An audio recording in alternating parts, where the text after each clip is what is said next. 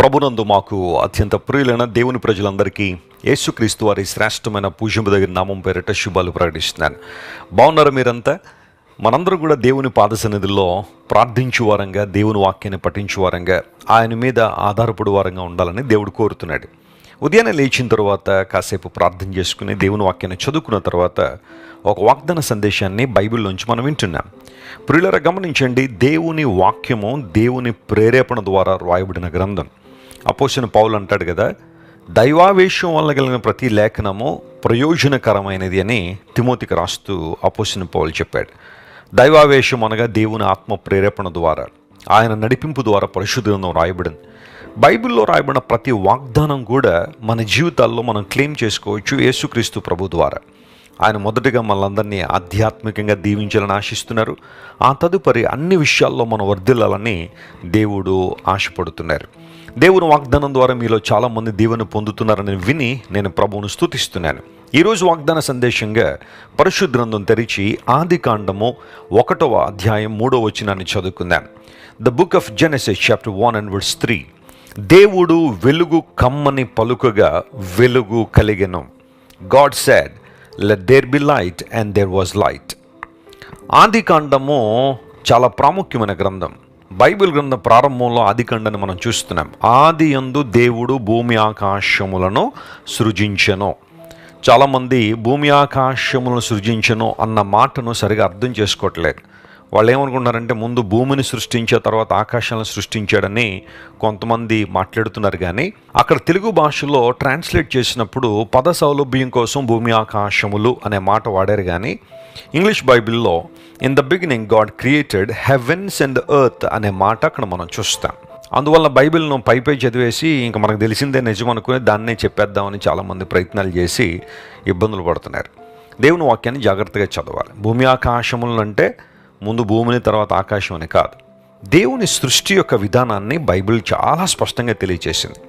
ప్రపంచంలో చాలామంది శాస్త్రవేత్తలు, తలపండిన శాస్త్రవేత్తలు, ఎన్నో సంవత్సరాలకి ఎన్నో శాస్త్రాలను అభ్యసించిన వాళ్ళందరూ కూడా బైబిల్ గ్రంథాన్ని పఠించిన తర్వాత, మిగతా గ్రంథాలు కూడా చదివిన తర్వాత బైబిల్ గ్రంథంలో రాయబడిన సృష్టి క్రమము చాలా గొప్పది. దేవుడు సృష్టించిన విధానాన్ని వారు చూసి చాలా దేవుని స్తుతించారు. అంత మాత్రమే కాకుండా దేవుని యొక్క అధికారము, ఆయన నిత్యత్వము, ఆయన శక్తి సృష్టి ద్వారా బయలుపరచబడిందని అపోస్తలుడైన పౌలు కూడా రోమాపత్రిక రాస్తూ ఆ మాటని సెలవిచ్చాడు. ఇక్కడ గమనిస్తే వెలుగు కమ్మని పలుకగా వెలుగు కలిగెను అని బైబిల్ సెలవిచ్చింది. దేవుని మాటకు ఎదురు లేదు, ఆ మాటకు తిరుగులేదు. ఆయన పలికారు అంటే అద్భుతాలు జరుగుతాయి. బైబిల్ గ్రంథంలో ఆయన సెలవీయగా, ఆయన మాటలాడగా ఈ కార్యం జరిగింది లేదా ఆ పని జరిగిందని అనేక లేఖనాలు మనం చూస్తున్నాం కదా. దేవుని మాటలోనే అపరిమితమైన శక్తి దాగి ఉంది. When God speaks, miracles happen. దేవుడు మాట్లాడినప్పుడు అద్భుతాలు జరుగుతాయి. ఏమీ లేనప్పుడు శూన్యములో నుండి దేవుడు సమస్తాన్ని కలుగు చేశాడు. We have to remember this fact. God created something out of nothing. ఏమీ లేనప్పుడు దేవుడు సమస్తాన్ని కలుగు చేశాడు. వెలుగును దేవుడు కలుగు చేశాడు. ఎందుకు దేవుడు వెలుగును కలుగు చేశాడంటే ఆయన వెలుగైన దేవుడు కాబట్టి. యేసు ప్రభు వారి లోకానికి వచ్చి యోహాను సువార్త 8:12 మనం చదివితే, నేను లోకమునకు వెలుగై ఉన్నాను అని ప్రభువు చెప్పారు. I am the light of this world. దేవుడు అనగా వెలుగు సంబంధి. ఇప్పుడు ఆయన అంగీకరించడం వల్ల, ఆయన వెంబడించడం వల్ల మనకు కలిగే ప్రయోజనం ఏంటి అంటే, ఆయన మనలందరినీ వెలుగులోనికి తీసుకొస్తారు. ఆధ్యాత్మికమైన చీకటి మనిషిని కమ్మేసింది. అందును బట్టే మానవుడు దేవుని చూడలేకపోతున్నాడు. ఎక్కడికో వెళ్తాడు, వెట్టును చూస్తాడు, దేవుని చూసేసాను అనుకుంటారు. కానీ నిజదేవుని సందర్శన లేదా నిజదేవుని దర్శనము ఎప్పుడు కలుగుద్ది అంటే మనిషి వెలుగులోనికి వచ్చినప్పుడు. యేసు ప్రభు వారి లోకానికి వచ్చింది ఒక మతాన్ని స్థాపించడానికి కాదు, కానీ మనందరినీ వెలుగులోనికి నడిపించడానికి యేసు ప్రభు లోకానికి వచ్చారు. ఆయన వెలుగైన దేవుడు. ఆయన పలుకుగా అద్భుతాలు జరుగుతాయి. ప్రియ దేవుని బిడ్డ, ఒకవేళ నీ జీవితం అంతా చీకటికి అమ్మేసిందా? శ్రమలు అనే అంధకారంలో చిక్కుకుని ఉన్నావా? ఏం చేయాలో అర్థం కాని పరిస్థితిలో ఉన్నావా? అగమ్య గోచరమైన స్థితిలో కొట్టుమిట్టాడుతున్నావా? నీ దేవుడు, వెలుగైన దేవుడు నిన్ను వెలుగులో నడిపిస్తాడు. వెలుగు అనగా అవగాహనలోని దేవుడు తీసుకొస్తాడు. అసలు నువ్వెవరు? ఎందుకు ఈ లోకంలో బ్రతుకుతున్నావు? ఈ లోకంలో జీవించడానికి ఏదైనా ఉద్దేశం ఉందా? ఇలాంటి విషయాలు తెలియాలంటే మానవుడు వెలుగులోనికి రావాలి. దేవుడు ఏ విధంగా తన వెలుగును మనకి ఇవ్వగలరు అంటే బైబిల్ సెలవిస్తూ ఉంది, ఆయన తన వాక్కు ద్వారా, తన వాక్యము ద్వారా మనం వెలిగింపచేస్తాడు. ఆయన తన మాటను పంపి మనం వెలుగులో నడిపిస్తాడు. లేదా ఆయన వాక్యము వెల్లడెగుటతోడనే వెలుగు కలుగునని బైబిల్ గ్రంథం సెలవిస్తోంది. దేవుని వాక్యాన్ని చదువుతున్నప్పుడు, పరిశుద్ధ గ్రంథం బైబిల్ తెరుస్తున్నప్పుడు దేవుని వెలుగును మనం అనుభవిస్తుంటాం. ఈరోజు దేవుడు నిన్ను తన వెలుగులో నడిపించి బలమైన తన అభిషేకంతో నింపి పరిశుద్ధాత్మ దేవుడు తన మహిమ కొరకు నేను వాడుకోవాలని ఆశపడుతున్నారు. ప్రియ సహోదరి సహోదరుడా, ఒకవేళ నువ్వు చీకట్లో బ్రతుకుతూ ఉంటే, చీకటి జీవితాన్ని ప్రేమిస్తూ ఉంటే, చీకటిలోనే బ్రతుకుతూ దేవునికి ఆయాసాన్ని లేదా దేవునికి అవమానాన్ని తీసుకొస్తూ ఉంటే, is it not a good time to come in to the light? దేవుని వెలుగులోనికి రావడానికి ఇది మంచి సమయం కాదా? ఈరోజు నేను నువ్వు సమర్పించుకో, దేవునికి సంపూర్ణంగా అప్పగించుకుని, ప్రభువా నీ వెలుగులో నేను నడుస్తాను అని దేవుని చేయి నువ్వు పట్టుకోగలిగితే, ఆ భయంకరమైన అంధకారం నుంచి ప్రభువుని నుడిపించి తన వెలుగులోని తీసుకొచ్చి మహిమగల కార్యాలు నీ జీవితంలో జరిగిస్తాడు. ఆయన మాట పలుకుట్టుతోడనే నీ జీవితంలో అద్భుతాలు ఉంటాయి, ఆశ్చర్యకార్యాలు జరుగుతాయి. No matter what kind of miracle that you are expecting from the Lord, God can do it. He is able. దేవుడు చేయగలడు, ఆయన సామర్థ్యం కలిగిన వాడు. ఆయన వైపు చూడు, ఖచ్చితంగా నీ జీవితంలో అద్భుతాలు జరుగుతాయి. ప్రార్థన చేసుకుందాం. ప్రేమగల తండ్రి, మీరు మాకు ఇచ్చిన వాగ్దాన సందేశాన్ని బట్టి నీ కొందనాలు. నీ వాగ్దానము మా జీవితాల్లో ఆశీర్వాదాన్ని ఇచ్చేది ప్రభువా.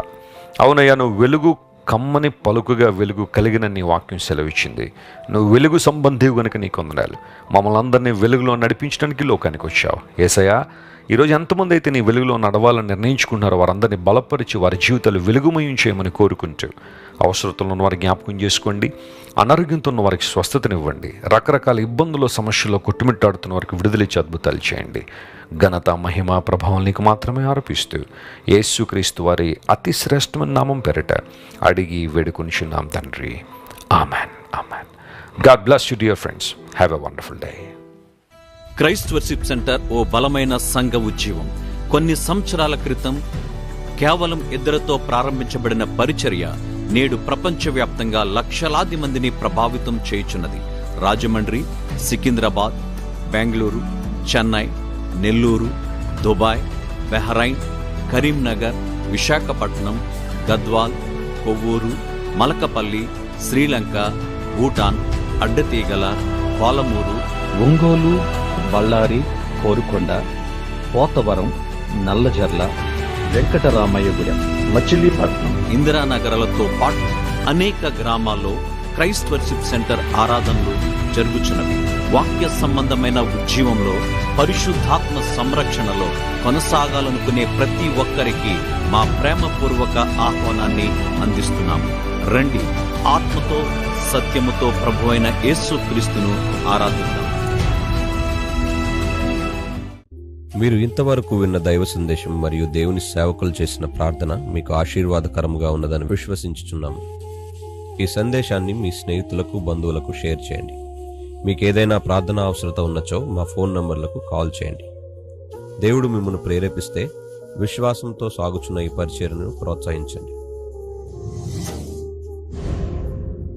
మరిన్ని వర్తమానాలు, పాటలు వినుటకు జాన్ వెస్లీ మినిస్ట్రీస్ అను మా యూట్యూబ్ ఛానల్ను సబ్స్క్రైబ్ చేసుకోనండి. ప్రభువైన యేసుక్రీస్తు కృప మీకు తోడైండును గాక.